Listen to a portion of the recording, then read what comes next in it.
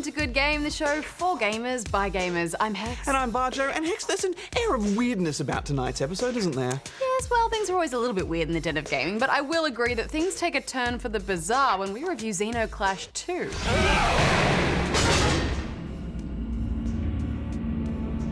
You could do that all along? Not until my children came for me. And we visit the twisted town of Greenvale in the director's cut of Deadly Premonition. Zach, they're here. And Goose brings us back to reality with a look at the rise and fall of LucasArts. But first, can you guess the theme song for this week? Okay,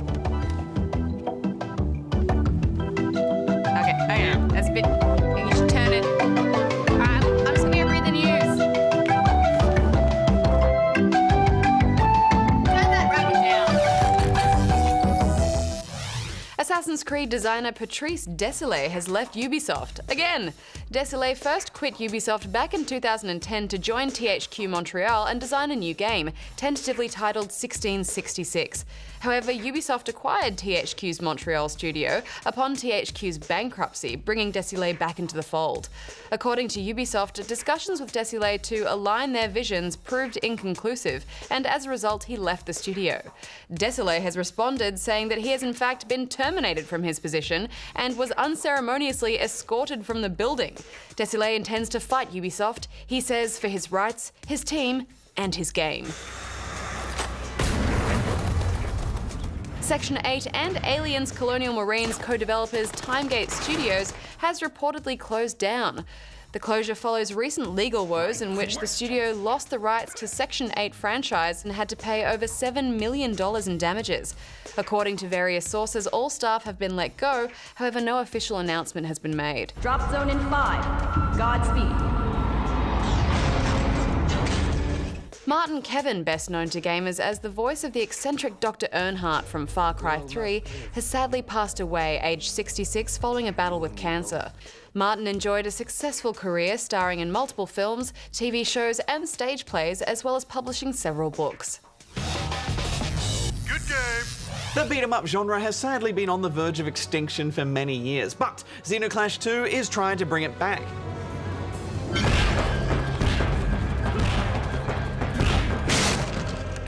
I gave you that black eye, didn't I? Zeno Clash 2 is completely bonkers. There's the hero, Gat, who sounds like he's been voiced by a robotic Clint Eastwood. You think it's so clever? Take someone and leave him in a rotten box? That's not what we do. And then there's his sister, Remat, who is like totally awesome. Go take your jail somewhere else! Yeah! But they're nothing compared to your unisex parent, father-mother. Oddly, she also happens to be a little Big Planet fan. Father-mother. Yes, it was rather strange, but I think I can top your father-mother with this wacky fortune teller. 2 dogs howl at the moon. One domesticated, the other a wild wolf. I need to see where this goes. Yes, but does it get weirder than quad boobies? I think it can get weirder when you meet a guy who's got a 4-foot hat. Yeah, you're gonna get it. Ew. Case closed. Yeah, I think there's a fine line between creative design and just sheer random character creation. There are some stunning vistas that look truly alien. More often than not, though, it looks like they've just hit the randomize button without applying any real artistry to it. I knew they'd come here. Like the rest of the game, the story's pretty bizarre. Everyone's angry at Gat because he broke up his family's clan and awakened an evil golem. But his sister's standing by him, and together they'll save the world the only way they know how, by punching it. Let anyone who has a problem with us come.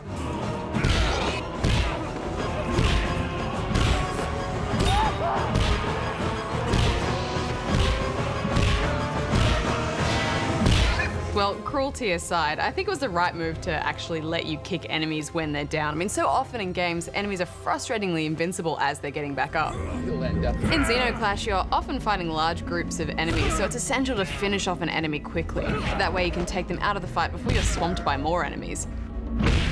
And before long, you'll be doing more complex moves like combo attacks, dodge punches, and reversals. It's a robust fighting engine, and I don't think being in the first-person perspective hurts the game at all. I think it works quite well, although I did get motion sickness, which only happens to me on very, very rare occasions, so something about the field of view was a bit off for me there. The shooting is terrible, though. Yeah, here the guns just feel useless. Enemies take more bullets than punches, and the guns only come with a tiny handful of ammo. Honestly, I think you're better off just throwing them.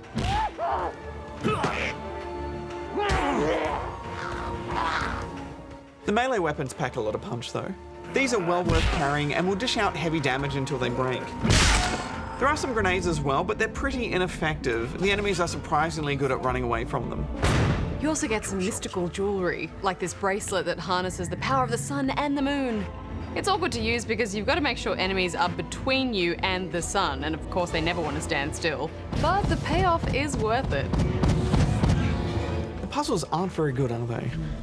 For example, this laser glove lets you tether glass balls together, so naturally there's a door nearby with a pair of glass balls. Easy, I thought, just link them.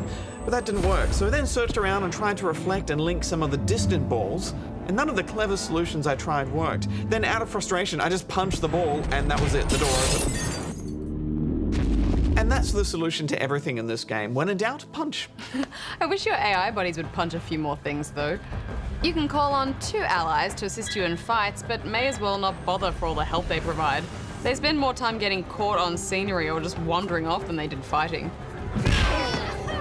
The good news is you can bench the AI and play this game in co-op, and it is marginally better in co-op. But you know what, Hex? Out of all the games we've played together, we've probably run over each other a few times, we've definitely shot each other a few times, Yes. maybe even pulled out the old spinal cord. We have. But for some reason in this game, punching each other in the face with a bit of friendly fire, I felt bad about it a little bit. You didn't feel bad. Oh shit, I don't know how I did that. It's an accident, it's an accident. No, I'm almost dead. I think if you're going to make a beat 'em up which has this amount of length to it, you need to have a bit more variety in there, and most of the ideas here felt a bit underdeveloped or tacked on. Yeah, I think the game's structure really amplifies that repetitive gameplay because there's so many fetch quests and you end up backtracking all over the place. The scenery might be varied, but there just aren't enough standout sequences to break up the gameplay. What are you giving it? I'm giving it 5.5 out of 10 rubber chickens. It's a 6 from me. Next up, Tiny Power. I spend 8 hours a night building statues of Megan in Minecraft. What the hell is Minecraft? Knock, knock. Norm? It's early. What are you doing here? I was just in the neighbourhood, so I thought I'd drop by. 2 friends just having a little gossip. I'm nervous about how the game's going to be received. I made some pancakes. I used almond milk because I know you're gluten-free. They call me Mr. Fahrenheit. Come on, baby. Round 2. Ding, ding. Aaron? Norm, dude, I played your game last night after me and Megan finished. It sucks. Hey, pancakes. Aaron? What? You? Look, Norm, all those late nights working, we just kind of bonded. Hey, Megan's right, Norm. You do have funny-looking ears. World imploding. Norm, wait. These pancakes are shit. Good game. Norm and the gang will be back next week. Hex, I think it's fair to say that a little bit of gaming history came to an end with the recent closure of LucasArts. Yeah, and even though EA have picked up the Star Wars franchise, it's sad to see a studio with such a unique vision close its doors. We asked Goose to take us on an adventure. LucasArts was a studio that experimented fiercely. They created a rich catalogue of memorable games, and they spawned some of today's most respected developers. Few studios have left such an indelible mark on the games industry. So, what do you think of when you hear the name LucasArts? Star Wars, of course. And the films played a critical role in the history of the developer. The year was 1982. George Lucas had released his first 2 spectacularly successful space films, as well as a rather popular one about archaeology. The video game industry was still in its infancy, and so Lucas decided to invest in it by creating his own studio, originally called Lucasfilm Games. Unlike most developers who are under immense pressure to get a game out and start making a profit, Lucas gave his studio a mandate to focus on creating new experiences. Relax. I have a feeling something's coming our way. Something big. Enough to say. Hey, Q! There's a bandit on your tail! Rise, son of Sigma. Hey there, little fella. You talking to me?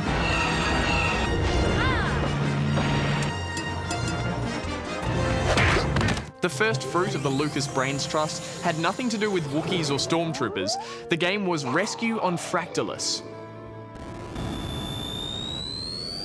a first-person spaceship sim named after its use of fractal technology to generate its rocky alien backgrounds. This was followed by another creative oddity, a futuristic sports game called Ball Blazer. While some of these early games had moments of brilliance, it wasn't until a couple of years later when LucasArts decided to tackle its first adventure game, that's when the real magic happened. 1986, and the game was Labyrinth. Yes, based on that film. It began as a simple text adventure, but only a few minutes in, players' minds were blown when it suddenly turned into a graphic adventure. While competing adventure games seemed to delight in tormenting their players with obtuse puzzles, Labyrinth tried something a bit different. The LucasArts team worked with sci-fi heavyweight Douglas Adams to create amusing puzzles that taxed the brain, but they didn't threaten the player with constant deaths. Labyrinth was a hit, and its concepts were fleshed out to form Maniac Mansion, LucasArts' first point-and-click adventure. The actual pointing and clicking came courtesy of a new game engine designed by one of Maniac Mansion's creators, Ron Gilbert. The script creation utility for Maniac Mansion, or SCUM as it was known, would be the rock upon which all future LucasArts 2D adventures would be built. Instead of needing to type commands, players could now interact directly with the game's world.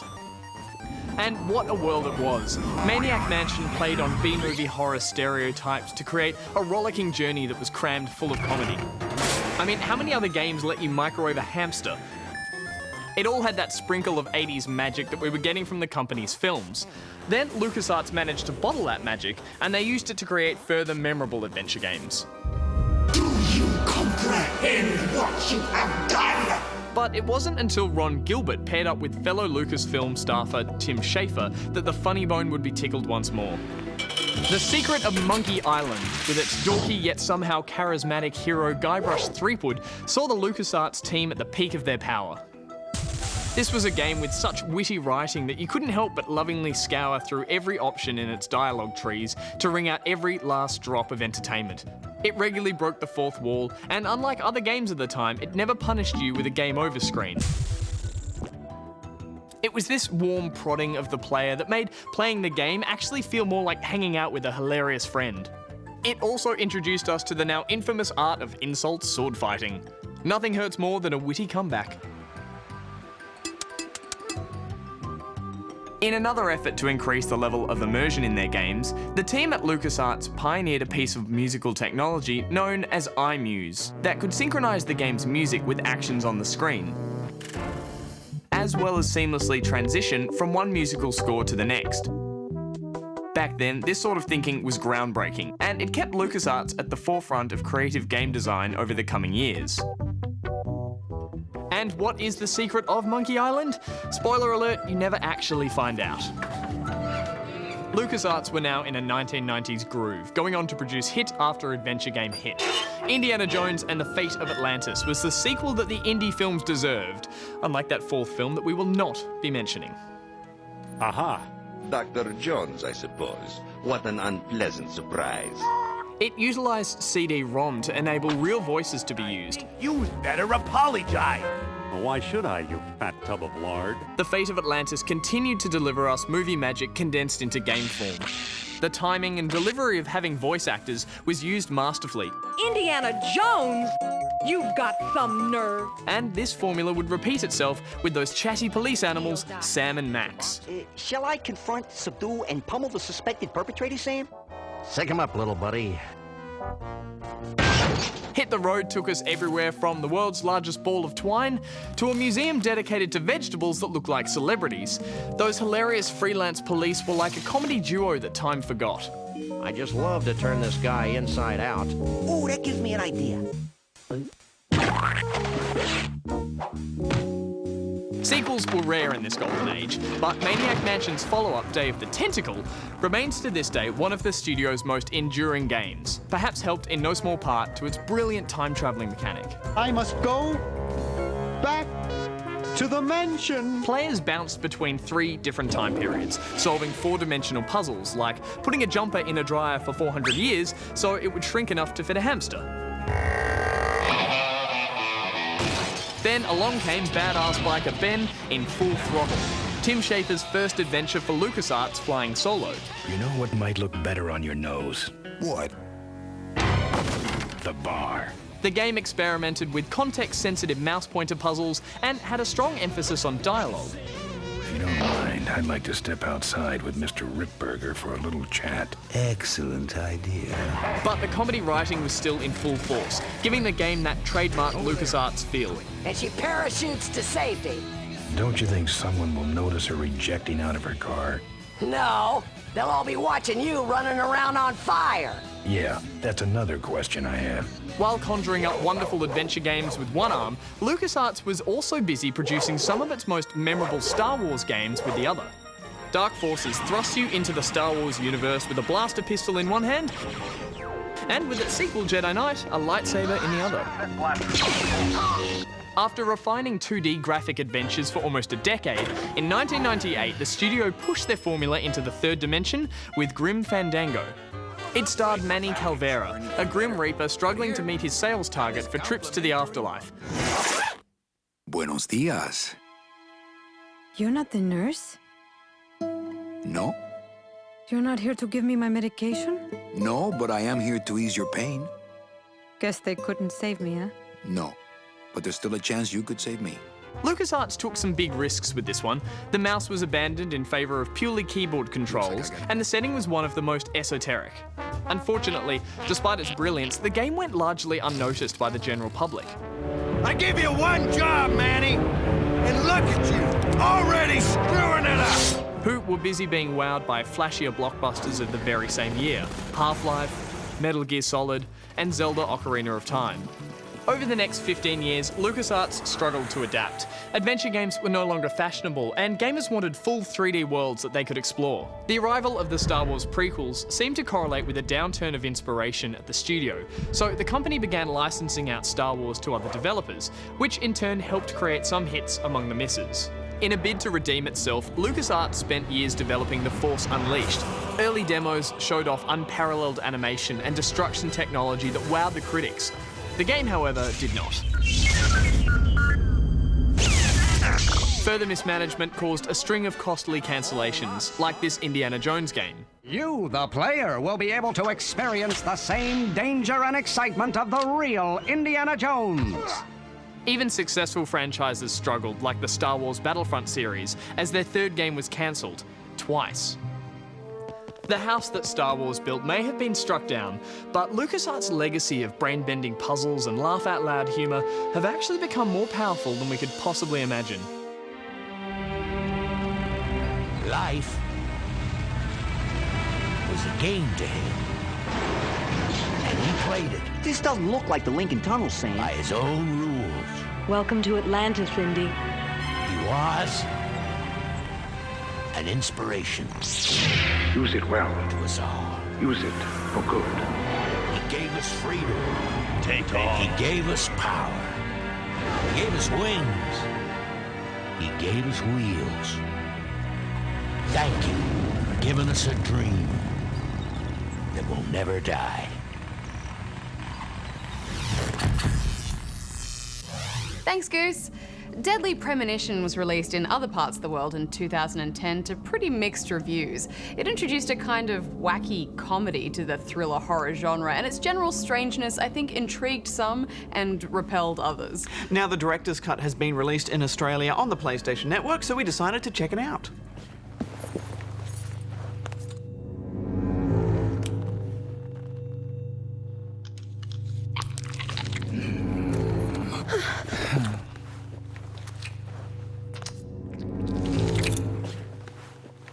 Jackpot, Zach.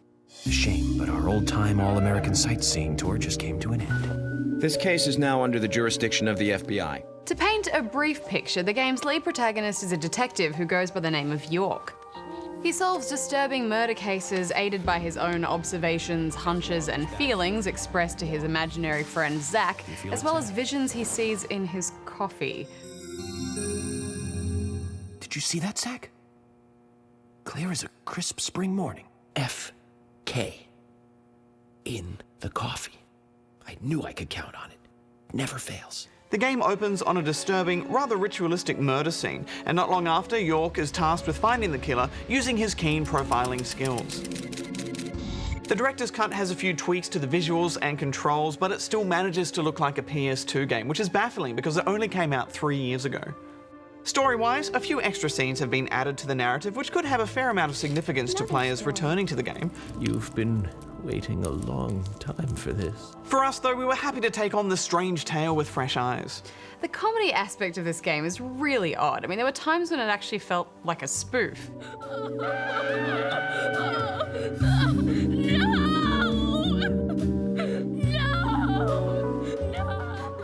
I'm just not sure of what exactly. Yes, this game takes so many cues from the TV series Twin Peaks. If David Lynch made a video game, this would pretty much be it. Yeah, and the voice acting isn't necessarily bad, but it just feels like it's trying to be bad at times, and all of the dialogue is just ridiculous. I am very particular about my coffee. The very best you have, please. I've never tasted a biscuit this delicious. The balance of milk and butter you've achieved here. Oh my. There's an odd juxtaposition of really graphic themes and then all the conversations and the strangeness of them that surround it. And the music adds to this absurdity as well. Yeah, and often during a really intense cutscene, the music just doesn't fit at all. Hung her from the tree and put on her shoes. Cutting out the tongue suggests a very lonely individual. Either that or a truly hardcore sadist. So you can see why this game has a bit of a cult following, but Hex, I found it such hard work, mostly because of how visually poor it looks, but also the controls, which felt dated, and apparently they've been vastly improved upon since the original release. The aiming is awkward, the driving is awkward, the map is frustrating, and there's so much driving in between locations, and it just gets tedious. Agent Morgan, get us there quickly, but drive within the speed limit. You still don't know your way around. And the combat doesn't really fare much better. Enemies are mostly limited to these weird, slow-moving zombie things, which are barely ever a threat to you. You can fight them with melee weapons you pick up, or your pistol, which has endless bullets, and a few other guns. And oddly enough, you're supposed to keep yourself well rested and well fed. Food and health are everywhere, but you never really get hungry, so it becomes a bit of a pointless endeavor. Also, if you don't shave, you'll slowly grow a beard. I thought that was pretty cool, actually. Most of your detective work has an LA noir or heavy rain vibe to it, if they were made about 10 years ago.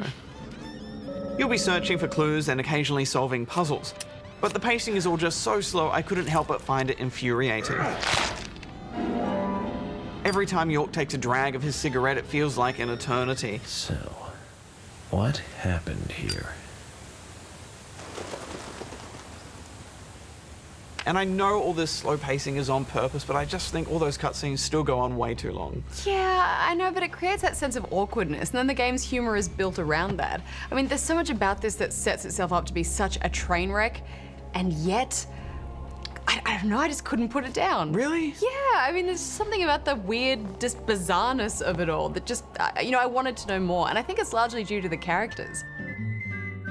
The lady who runs your hotel, I mean, this whole scene was just baffling. Is everything all right, Mr. Morgan? Yes, it's delicious, Polly. My compliments to the chef. The local cops you get partnered with. Just because you have a badge doesn't mean you can drive like a maniac. George, what are you, his mother? The mysterious rich masked dude. This guy. Pleasure to meet you, Agent Morgan. We've been expecting you. And, of course, York himself. Now then, let's get going. I mean, they're also quirky with such awful character animation. To be honest, I was just bracing myself for who I was going to meet next. And, I genuinely wanted to find out who the killer was. As York mentions repeatedly, this is a small town. There's only so many people it could be. And, any one of these shady characters is weird enough to have done it. Every citizen of this town is a suspect. I was oddly drawn in by his powers of deduction and his confused pout.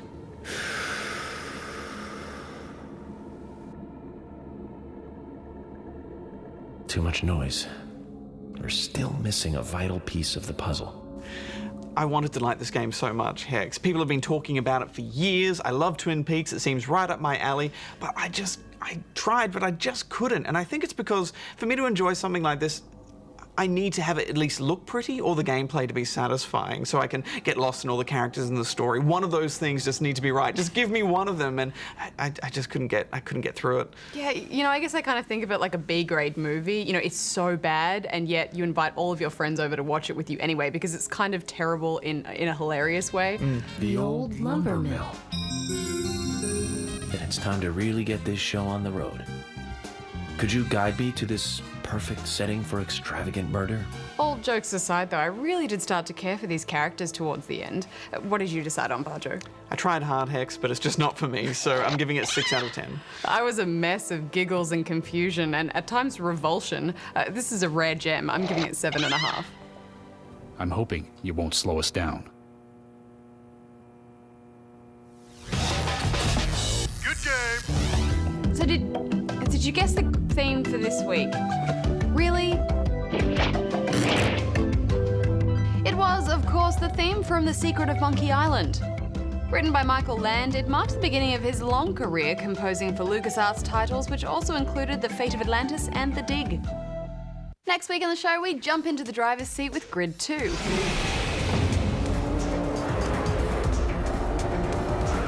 Plus, the EVE universe continues to expand with Dust 514. Whether sneaking past enemy positions, plowing through them in a tank, or supporting your squad, you must adapt to a dynamic and dangerous battlefield. And over on Spawn Point this weekend, we're on a punishing journey through Badland.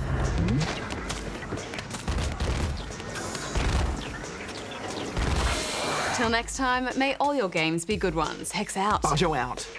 You're a bit of a romantic Bajo, like John Cusack and Say Anything, the boombox. I've made my fair share of mixtapes. Oh, yeah? Yeah, mostly really bad songs though. Like what? Because I was into Salt and Pepper, and I once gave this one mixtape which was just Salt and Pepper and that Three Little Pigs song.